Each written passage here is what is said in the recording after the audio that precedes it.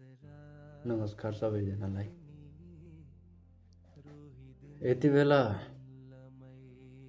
देशमा चारैतिर सर्वत्र चुनावी माहौलले बाटो तताइरहेको छ। चुनावी माहौलले वातावरण रंगाइरहेको छ। चारैतिर सर्वत्र रूपमा यो चुनावी माहौल निकै बढ्दो क्रममा छ। यति बेला हाम्रा नेताजीहरू एउटा सानो चौरो जस्तो भएर पूर्वदेखि पश्चिम, पश्चिमदेखि पूर्वतिर धाउने काम एकदम दृढ गतिमा चलिरहेको छ।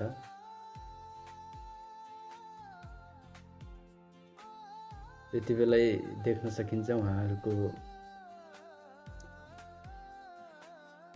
असली इनर्जी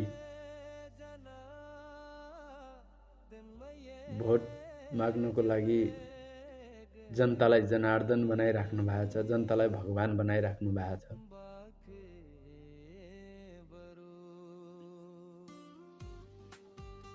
र पछि जितेर गएपछि उहाँहरू अस्ट्रिच बन्नु हुन्छ,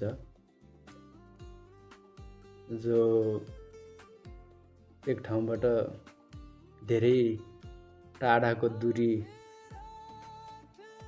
छोटो समयमा पार गर्न नसक्ने, उड्न नसक्ने बन्नुहुन्छ उहाँहरू। यो तपाईँ हामीलाई थाहा भएकै कुरा हो।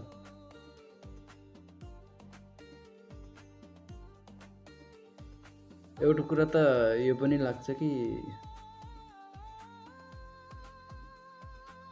यहाँहरूको जुन विगतदेखि जितेर जाने, जनताको भोट लिएर जाने अनि सत्ता र कुर्सी हासिल गरेर आफ्नो र आफ्नाहरूको मात्र पोल्टोमा